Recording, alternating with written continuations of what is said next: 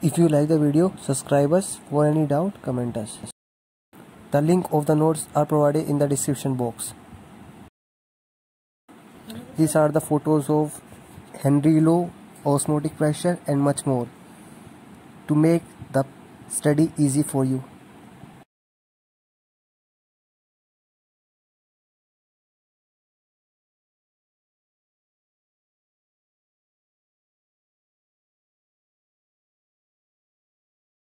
Hello student, my name is Devendra Singh. Today I teach you in solutions, Henry law, Buckley and Hartley method and determination of the molecular mass of solute from osmotic pressure.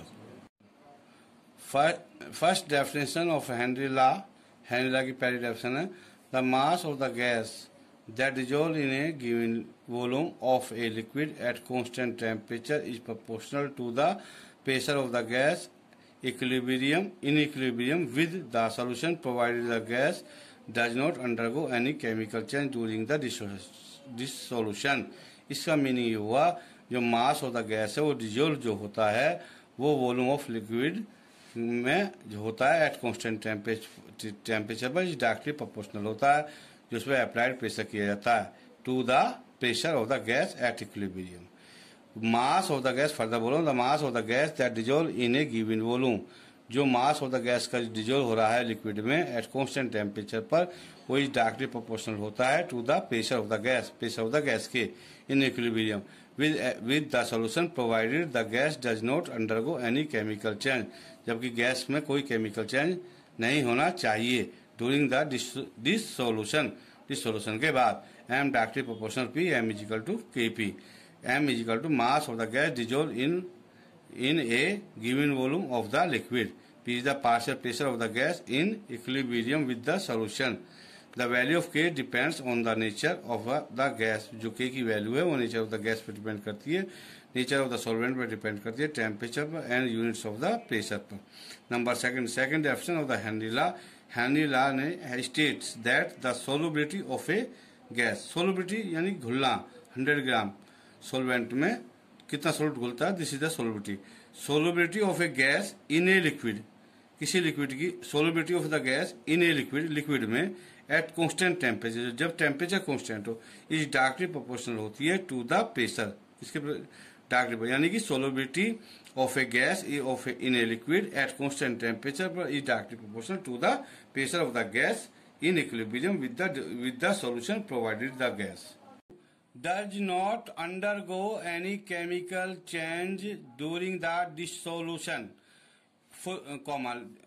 Daltons also conclude independently that the solubility of the gas is directly proportional to the partial pressure of the gas. Daltons ने conclude किया कि independently that the solubility of the gas is directly proportional होती है to the partial pressure of the gas. Solubility may be expressed in terms of the mole fraction of the gas. Solubility को express कर सकते हैं in the terms of the mole fraction of the gas में as the gas dissolve in the liquid. जैसे ही gas liquid में dissolve की जाती है its mole fraction in solution increases, इसका मोल फ्रैक्शन सोल्यूशन में बढ़ जाता है. The partial pressure of the gas above the solution is proportional to its mole fraction in the solution. तो इसके the partial pressure of the gas, जो partial pressure of the gas है वो above the solution का proportional होता है to its mole fraction in the solution के. Partial pressure of the gas P directly proportional mole fraction X of the gas in solution. P directly proportional X or P is equal to KH into X. Equation number first. KH is called Henry law's constant. Thus इस प्रकार Henry law may also be defined as. On page number 3, at constant temperature, the partial pressure P of the gas above the solution is proportional to the mole fraction X of the gas dissolved provided does not undergo any chemical change dissolution. ये definition है Henry loss की. Units of KH, since mole fraction X is dimensionless, units of KH are taken are that of pressure. It may be taken in bar or Kelvin bar also. Formula use M is equal to K into P or to P is equal to KH into X. And P is equal to KH into X. ये दो equation आपकी बन गई है। Definition of solubility क्या होती है? It is equal to the amount of solute. Amount of solute होती है इन ग्राम्स में, जो डिजोल्व होती है 100 ग्राम ऑफ सॉल्वेंट में to form the saturated solution बनाती है at a given temperature. On page number 4, Berkeley and Hartley method, this is a very important. In 1909 में बर्कले एंड हार्टले ने बताया, इसमें एक फिगर दिया हुआ है जिसमें आपको दिखाया गया सोलवेंट जो बीच में है, मेटेलिक जैकेट नीचे है, उसमें सॉल्यूशन भरा हुआ है, ऊपर भी सॉल्यूशन भरा हुआ है। एक मेनिस्कस, एक कैपिलरी ट्यूब लगाई गई है, उसमें मेनिस्कस का निशान लगाया गया है। एक सेमी परमेबल मेम्ब्रेन लगाई गई है सोलवेंट और सॉल्यूशन के बीच में, और ये कॉपर फेरोसाइनाइड की बनी होती है, CuFeCN6 की बनी होती है। प्रेशर गेज राइट साइड में प्रेशर गेज लगाया गया है जो प्रेशर नापने काम आता है, और इसमें सॉल्वेंट रिजर्वर लगाया गया है। इसके नीचे एक स्टॉप क्लॉक लगाई गई है, एक पोर्सिलिन ट्यूब लगाई गई है, porcelain tube with copper ferrocyanide membranes आपकी लगाई गई है सोल्यूशन और सॉल्वेंट के बीच में। ऊपर की साइड में प्रेशर गेज के साथ पिस्टन लगाया गया ऊपर, जो ऊपर से प्रेशर डाला रह जाए। ये इसका फिगर है बर्कले एंड हार्टले मेथड का, जो मैंने अपने नोट्स में दिया है। And improve method was devised by Berkeley and Hartley in 1909. They did not allow water to diffuse in the develop its own osmotic. They balanced the inflowing tendency of water by an applied external pressure, which by definition is equal to the osmotic pressure. Number point 1. Number point 2, the annular space between the tube is filled with the solution. जो बीच वाली space है उसमें solution बनाया जाता है। The inner porcelain tube is fitted with distilled water up to a definite level in the capillary tube.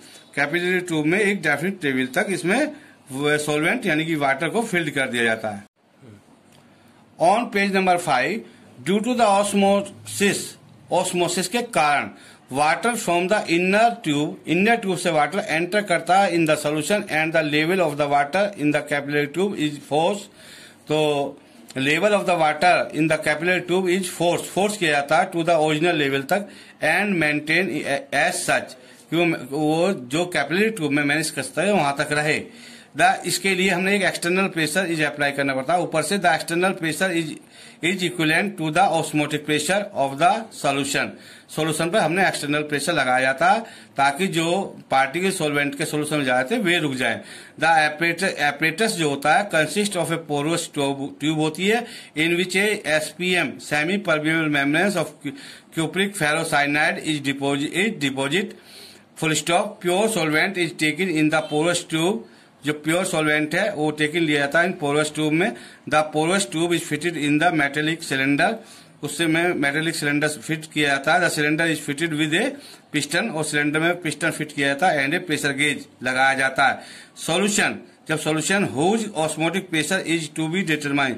इस solution का osmotic pressure हमने मेजरमेंट करना होता है। Is taken into the metallic cylinder, उसे मेटेलिक सिलेंडर में लेते हैं। Due to this the osmosis के कारण प्योर सोलवेंट विल फ्लो होता है इन द सोल्यूशन में in the cylinder. The level of the solvent in the two sides tube decreases. जो इसका लेवल होता है सोलवेंट का वो दो साइड्स में डिक्रीसेस होना घटना शुरू हो जाता है। नाउ प्रेशर इज अप्लाई, तो प्रेशर हम अप्लाई करते हैं ऑन द सोल्यूशन पर टू प्रिवेंट, जो रक्षा कर सके ऑस्मोसिस की ऑस्मोसिस ना हो। The level of the pure solvent in the two sides tubes remains unchange. The pressure applied, जो प्रेशर ऊपर से हम लगाते हैं applied is equal to the osmotic pressure of the solution. यही osmotic pressure of the solution होता है। This is the very important line. The pressure applied is equal to the osmotic pressure of the solution. On page number 6, osmotic pressure pi is a correlative property. Osmotic pressure pi is given by pi V is equal to nRT. Question number 1. Pi is the osmotic pressure, V is the volume of the gas, N is the number of moles of the solid जो dissolve हुए हैं, R is the solution constant, and T is the absolute temperature. Thus, the osmotic pressure pi depends upon the number of moles. जो osmotic pressure होता है वो depends करता है number of moles पर, स्मॉल एन पर, ऑफ सॉल्यूट पर present in the given volume of the solution, जो given volume of the solution में प्रेजेंट है। Osmotic pressure does not depend upon the nature of the solute, nature पर depend नहीं करता है, hence it is a colligative property. Pi V equal to n R T, pi equal to n upon V R T, because n equal to C, n upon V equal to C equal to mole upon litre यानी concentration, और pi equal to C R T. Thus, osmotic pressure depends on the molar concentration of the solution and temperature. It does not depend on the nature. जो ये osmotic pressure है वो depend करता है molar concentration of solution पर and temperature पर। It does not depend, या depend नहीं करता nature, composition and the structure of solute पर। Units of pi V R ETC be on page number 7. In practical units, pi is taken in atmosphere, pi को atmosphere में ले जाता है, v is taken in litre, v को litre में, r की value हो जाएगी equal to 0.0821 litre atmosphere kelvin inverse mole inverse, t is taken in kelvin. In SI unit क्या है, pi is taken in newton metre की power -2, v is taken in metre cube, R is equal to 8.314 joule kelvin inverse mole inverse, T is taken in kelvin, temperature को kelvin में लिया गया। Determination of the molar mass of a solute from osmotic pressure, W gram, small W gram of solute are dissolve किया जाता है in V litre of solution. Thus osmotic pressure of the solution is determined. Suppose M is the molar mass of solute, इसमें जो m है वो molar mass of solute है, तो pi V equal to nRT हो जाएगा, n equal to W by m हो जाएगा, pi V equal to W by m into RT हो जाएगा। क्वेश्चन नंबर 3 हो जाएगी। नोविंग द वैल्यू, अगर आप वैल्यू जानते हैं pi V, W and R and T की, the molar mass can be calculate, तो मोलर मास को कैलकुलेट कर सकते हैं। On page number 8, isotonic solution किसे कहते हैं? सोल्यूशन है सेम ऑस्मोटिक प्रेशर, जिनका ऑस्मोटिक प्रेशर सेम हो, at a constant temperature are called isotonic solution. वे आइसोटोनिक सोल्यूशन कहलाते हैं। नंबर फर्स्ट पॉइंट है इसमें, when two isotonic solution are separate bye semi permeable membranes no osmosis occurs. अगर isotonic solution को separate किया जाता है सेमी परमेबल मेम्ब्रेन्स के, तो ऑस्मोसिस नहीं होता है। Number 2, at constant temperature isotonic solution है same molar concentration. Isotonic solution की सेम मोलर कंसंट्रेशन होती है, यानी कि C1 is equal to C2, equation number 4। तो C1 की जगह ले सकते हैं N1 अपॉन V1, C2 की जगह ले सकते हैं N2 अपॉन V2। तो N1 upon V1 is equal to N2 upon V2, because C is equal to N upon V। तो इस टाइप से वैल्यू पुटअप करने के बाद W1 upon M1 V1 is equal to W2 upon M2 V2 आ जाएगा। Equation number 6 आ जाएगी। N is equal to W by M होता है, बिकॉज N की जो वैल्यू होती है W बाई M होती है, और वॉल्यूम इनके अलग अलग हो जाएंगे V1 and V2। This formula hold good only when solute neither dissociate NOR associate in solution. ये फार्मूला तब होल्ड करता है जब सोल्यूट जो है ना तो डिसोसिएट होता है और ना एसोसिएट होता है solution. On page number 9, hypertonic and hypotonic solution. Hypertonic and hypotonic solutions क्या होते हैं? The solution having more osmotic pressure than some other solution is called hypertonic solution. तो वे सोल्यूशन जो मोर ऑस्मोटिक प्रेशर रखते हैं, ज्यादा ऑस्मोटिक प्रेशर रखते हैं देन द अदर सोल्यूशन की अपेक्षा is called hypertonic solution. A solution having less osmotic pressure, इसमें लेस आएगा osmotic pressure, then some other solution, दूसरे सोल्यूशन से, is called the hypotonic solution. That's all for today. Thank you.